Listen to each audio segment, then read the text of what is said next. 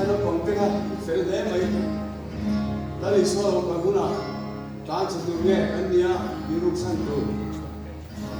lo taka lo dong song tu niang o lo ka thoi do sia dali so krista crossa atina pa thian roma alum oya mi thiang ma pum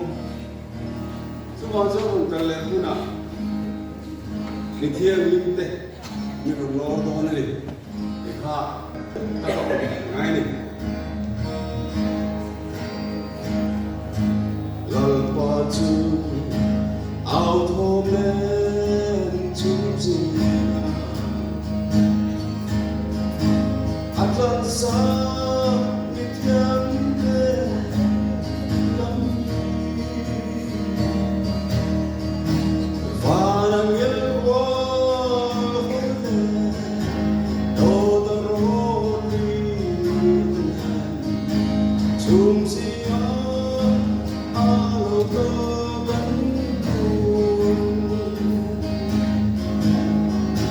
Hallelujah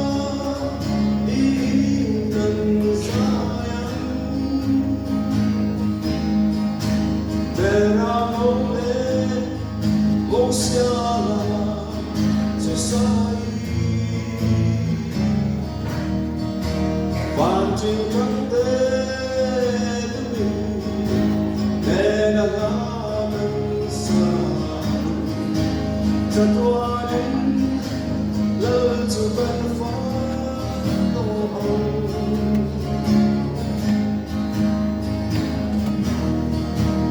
Bityang humilde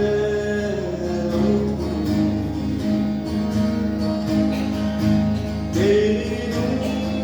akong dalami Kandali aya patak sa kantanan Rangkatan walwa kanlelang Hallelujah, in Zion there are only Oceana society Vanting kante dumi Nenagaman sa Tatuanin Lalatuban Fanoon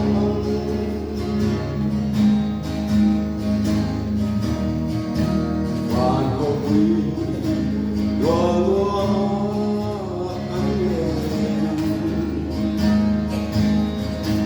Mang anyong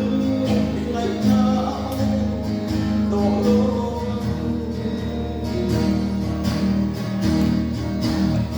Rog pinalal kong dan kung kaya ko na at sa tuwan